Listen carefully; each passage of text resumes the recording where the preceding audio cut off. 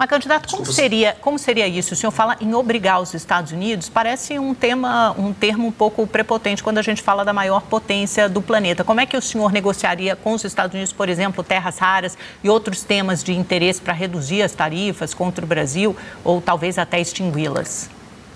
Eu tenho contato com, não só com membros da Casa Branca, com membros da atual administração americana. Quando eu falo obrigar, eles são obrigados a fazer isso simplesmente porque um F-35, que é o principal caça americano, vai meia tonelada de terra rara. E essa terra rara que vai no principal avião a jato de guerra dos Estados Unidos é toda extraída e processada na China. Então, eles vão precisar construir uma indústria paralela, estão desesperados investindo nisso, e o caminho natural é sentar com o Brasil. O que eu quero falar é, o Brasil tem que utilizar essa posição privilegiada que ele tem para realinhar a relação com os Estados Unidos. Transferência de tecnologia, nós fazemos nossas reformas de competitividade, atrair empresas americanas, fazer o processamento e a produção de componentes, ímãs, elementos luminotécnicos que também são produzidos através das terras raras aqui dentro, reindustrializar o Brasil em parceria com os Estados Unidos, porque a China hoje é nosso maior parceiro, mas essa parceria vem com preço. Nós estamos nos desindustrializando muito. A gente está primarizando a nossa economia.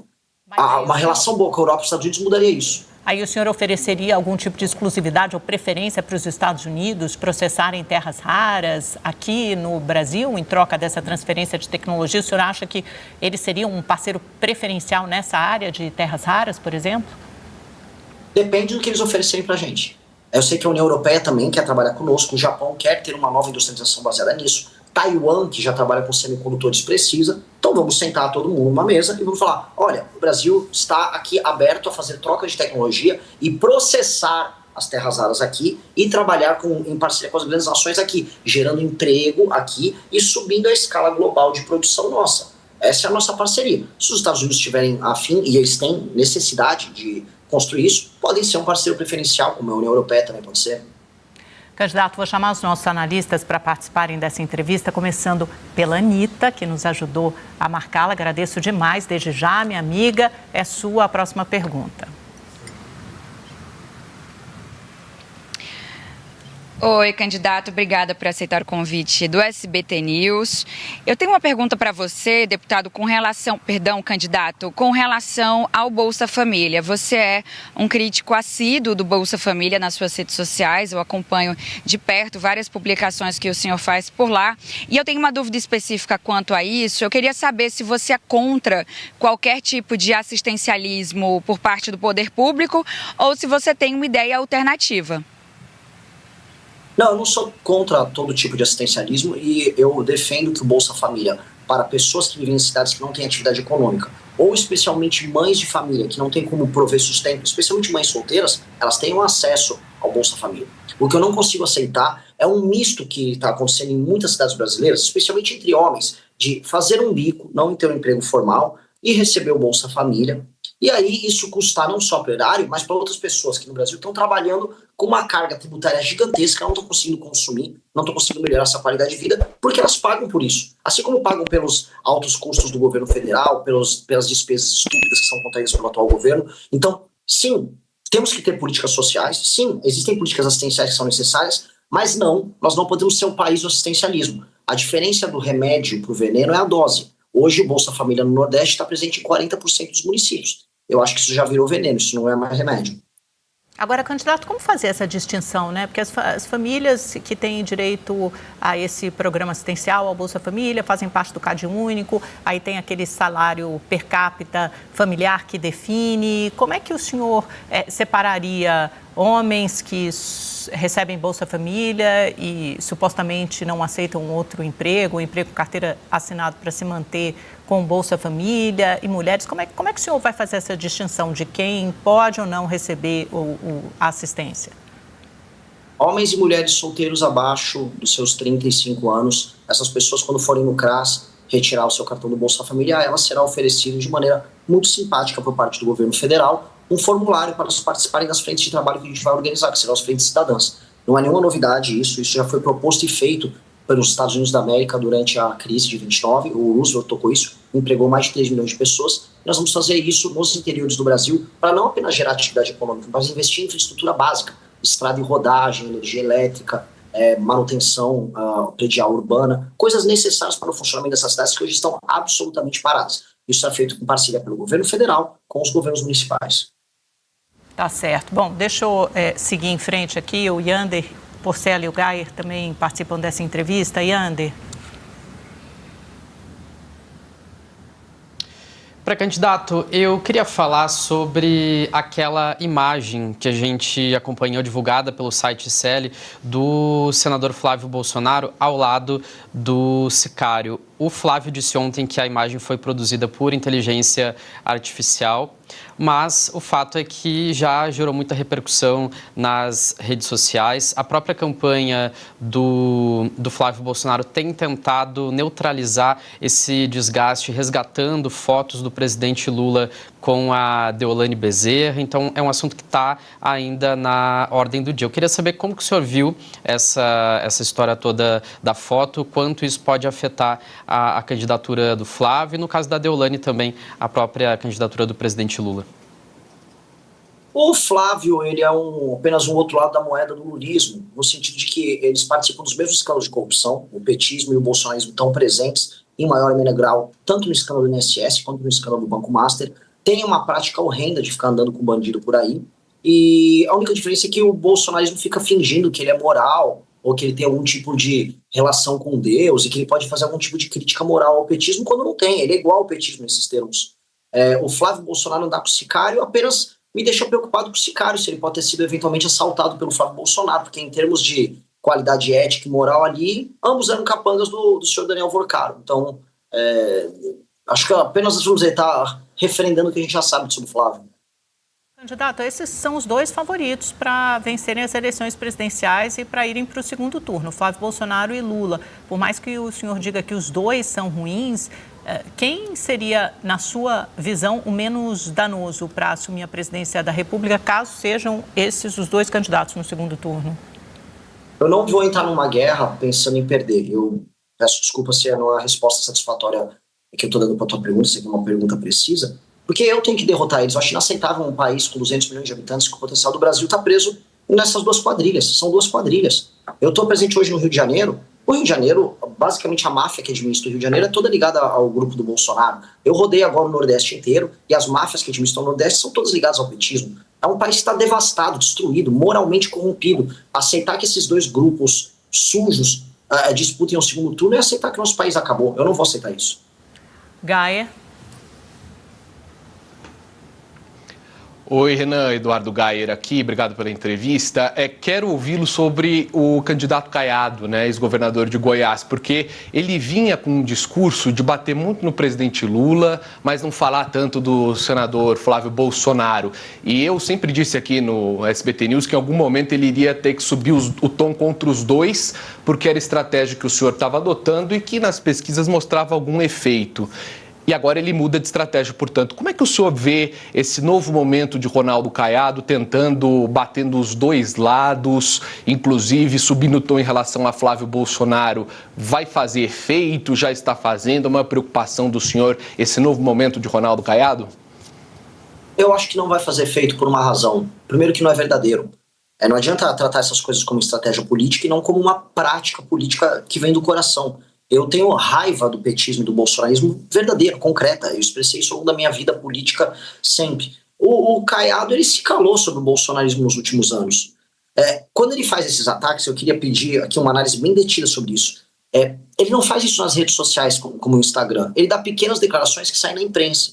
Mas nas redes sociais dele, que estão cravadas de eleitores bolsonaristas, não saem esses conteúdos. Então, o que mostra? Mostra que é uma estratégia tímida. É uma estratégia tímida para aparecer aqui e acolá na imprensa, mas que na prática não é uma estratégia verdadeira de alguém que está tentando convencer o próprio eleitor, que na prática ainda é bolsonarista, no caso do Caiado, de que o Flávio Bolsonaro não é uma alternativa. Então, eu gostaria de ver ele fazer isso no Instagram dele. Eu gostaria de ver ele abrir uma live no YouTube e fazer isso. Só para muito que ele começar a integrar as redes sociais inteiras deles à estratégia, eu vou começar a levar a sério. Fazer pequenas declarações que vão ser uma notinha na imprensa aqui e acolá ainda é muito tímido. Candidato, o senhor fala muito na falta de estatura moral de Lula e Flávio Bolsonaro para governarem o país. O senhor, por outro lado, nunca ocupou um cargo eletivo, é um ativista, um dirigente partidário, fundou Missão, fundou o MBL, tem tido uma trajetória política nos últimos anos, mas principalmente como ativista. Não sei se o senhor tem uma experiência administrativa, por exemplo, para administrar um país. Eu queria saber o que o qualifica para ocupar a posição que o senhor pleiteia, ao qual o senhor vai se candidatar da presidência da República. Eu sou honesto e eu sou mais inteligente e eu sou um líder melhor. Um presidente da República é, acima de tudo, um líder. Ele tem que liderar as forças políticas do Brasil, ter um ideal de Brasil, um ponto de, olha, eu quero chegar no ponto A ao ponto B e conduzir com força e com resiliência moral o país a isso. Por isso que você não precisa de uma experiência administrativa específica como prefeito ou governador. Veja, Jânio Quadros foi prefeito, governador, concorreu a presidente e tomou, na verdade ele abdicou, né, e caiu. Collor foi governador de Alagoas e caiu. Dilma tinha uma experiência burocrática enorme e caiu. Isso não quer dizer nada, foram maus presidentes. Assim como nós temos experiências em outros lugares do mundo de figuras que saíram direto, por exemplo, da iniciativa privada e assumiram posições de governo, estão fazendo gestões ambiciosas e importantes. O caso do Milley é um que a gente pode trazer. O próprio presidente americano, por mais que eu tenha críticas a ele está no segundo mandato dele e ele nunca teve um mandato anterior. A questão toda é ser líder. Eu sou líder de um bloco político que se negou a ser bolsonarista, que se negou a ser petista, que combateu a corrupção ao longo dos últimos anos. Eu lidero esse bloco, eu sou reconhecido como líder desse bloco, sou reconhecido como principal liderança disso. Isso mais do que me qualifica a ser uma liderança que seja presidente da República. Porque o líder aponta o caminho, e ele aponta o caminho e se cerca das pessoas certas. É o que eu faço há 12 anos. Anitta.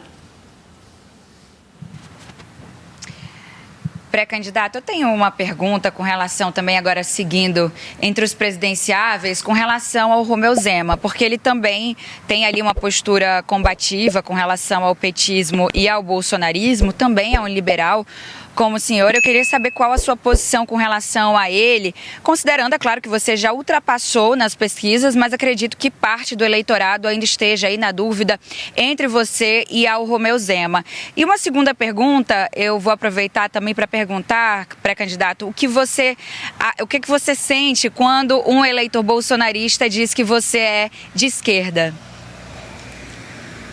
Vou começar pelo final. Eu acho engraçado só, né? Acho que os eleitores que dizem isso, em geral são eleitores mais velhos do bolsonarismo, eles acham que você ser de direita, ou você ser conservador, ou você amar o Brasil é gostar do Bolsonaro. É uma coisa muito simplória, né? E depois essas pessoas querem criticar até o eleitor do Lula, que apenas ama o Lula. Eu acho que é uma discussão inútil com essas pessoas, porque são pessoas que já estão fanatizadas. Elas são um percentual pequeno do eleitor, não dá nem 10% do próprio eleitorado geral. Com relação ao Zema, eu não tenho muita opinião a dar para o Zema. Eu acho que o Zema está muito desaparecido no processo eleitoral. Ele tentou ter opiniões mais duras sobre o Flávio Bolsonaro, aí ele apanhou dos próprios membros do partido. E aí eu volto para a pergunta anterior que tinha sido colocada, uma boa pergunta, sobre ser líder.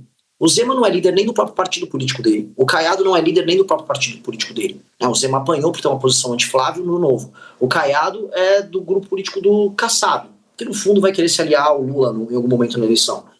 O Flávio Bolsonaro toma bronca até da esposa dele. Os únicos líderes que vão disputar a eleição sou eu e o Lula. Por isso que eu e o Lula temos que ir ao segundo turno e eu vou derrotar o Lula lá.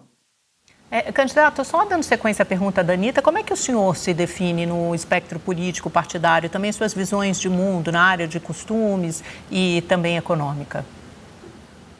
Eu sou uma pessoa do ponto de vista econômico muito pragmático. O que funcionou em outros lugares do mundo eu vou adotar. Então, boa parte das medidas adotadas pela Coreia do Sul, pela China, pelos Estados Unidos da América, países europeus, até alguns países africanos, como Botsuana, que eu considero viáveis para desenvolver o Brasil, nós vamos adotar. Faz parte do programa do nosso livro amarelo.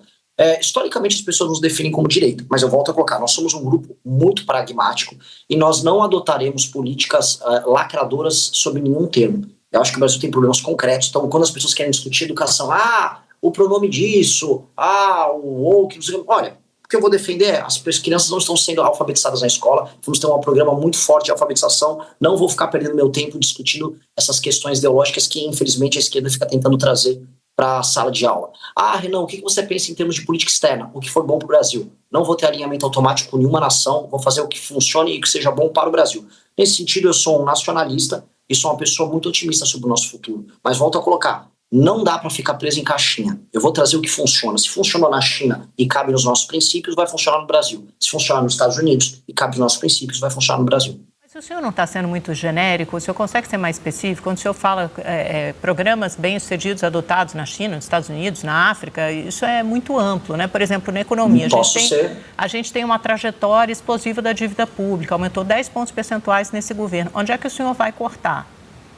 Eu sou mais específico nesses temas. Na verdade, se você me der tempo de entrevista, eu sei que é curto tempo, mas eu posso entrar proposta a proposta sobre todas elas. Na parte da dívida e na parte fiscal.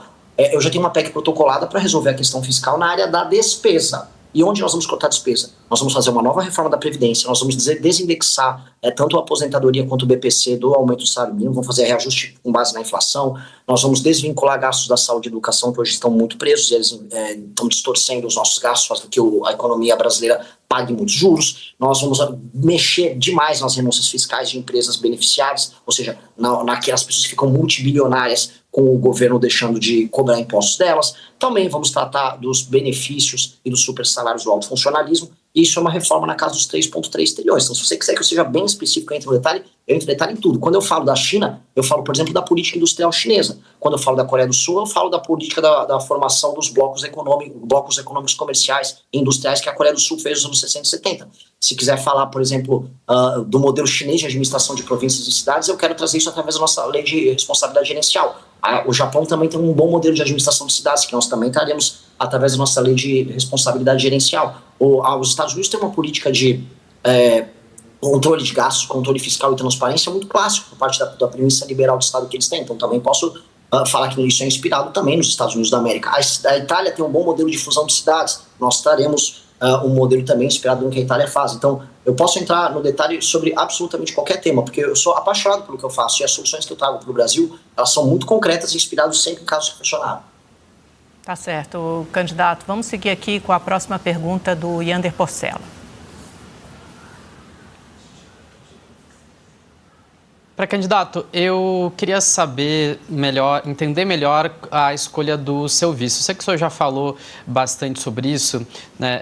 É um nome que vem ali da área militar, da área da segurança. Eu queria entender se a escolha dele é uma forma de deixar a sua pré-candidatura um pouco mais institucionalizada, digamos assim, trazendo alguém que vem de uma instituição que é bastante respeitada como as Forças Armadas. E também queria saber se o senhor espera que esse candidato a vice traga mais votos ou se os votos que ele poderia trazer o senhor já tem e o papel dele na campanha será outro. Olha, ele já fazia parte do hall de pessoas filiadas ao Partido Missão, que eu já tinha como, ok, essa pessoa pode ser um vice. Quando eu fiz a minha turnê pelo Rio Grande do Sul, coisa de 20 dias atrás, nós fizemos alguns eventos juntos e eu percebi que era uma pessoa que eu conseguiria trabalhar bem junto, uma pessoa leal, dedicada, uma pessoa que faz parte da Brigada Militar lá do Rio Grande do Sul, tem histórias heróicas de enfrentamento ao crime e de disposição de colocar a vida dele à disposição de maneira, eu volto a colocar aqui, de maneira muito desprendida, de maneira heróica. E eu gostei disso, e nós participamos de um evento junto, ele fez uma homenagem a mim que me emocionou, eu falei, eu acho que é ele. Certas coisas, elas acontecem de maneira mais natural e menos premeditada. Faz parte um pouco da nossa natureza, que vem do movimento político, ativista. Eu acho que bateu não só a cabeça, mas bateu o coração. Foi uma relação muito legal que nós tivemos juntos. Eu acho que ele também agrega, do ponto de vista imagético, um elemento de experiência, um elemento institucional que você colocou de maneira muito inteligente, porque eu falo muito em segurança pública, mas eu não sou parte das forças de segurança, eu sou uma liderança, eu aponto um caminho, mas ter pessoas que têm mestria nesse tema, isso sempre ajuda. Então eu acho que ele complementa muito a minha imagem, acho que vira uma boa dupla. Gaia? Candidato, qual vai ser o seu candidato a governador em São Paulo? Seria o Kim Kataguiri, depois ele acabou desistindo, os senhores estão buscando um nome, já tem esse nome? Me parece que é preciso ter um nome em São Paulo, né? Traga em primeira mão para nós o seu escolhido aí para o palanque no maior colégio eleitoral do país. Eu estava no nosso grupo de WhatsApp agora, terminando de tirar a fumacinha branca, ela vai sair daqui a pouco. Como eu não posso entregar agora, eu posso deixar meu compromisso público de entregar primeiro para vocês aqui no SBT News. Então, se vocês me chamarem, eu faço farei uma live, eu faço uma entrevista com ele junto com vocês. Eu entrego. Estamos terminando de definir, é coisa de algumas poucas horas. Não, o senhor manda pra gente por zap, por favor, queremos Promessa dar aqui. é dívida, hein, Amanda? Tá, eu também, a gente vai cobrar. Você pode mandar por zap aqui que a gente vai querer saber quem é o candidato de vocês ao governo de São Paulo. Candidato, também por falar no missão, né? Além da sua candidatura à presidência da República, vocês têm hoje, acho que um único deputado federal, que é o Kim Kataguiri. Qual é a expectativa, qual a missão de vocês em termos de bancada nesse ano? Quantos deputados vocês pretendem eleger? Quais são os prognósticos aí, o mapa? Vai depender muito do meu desempenho.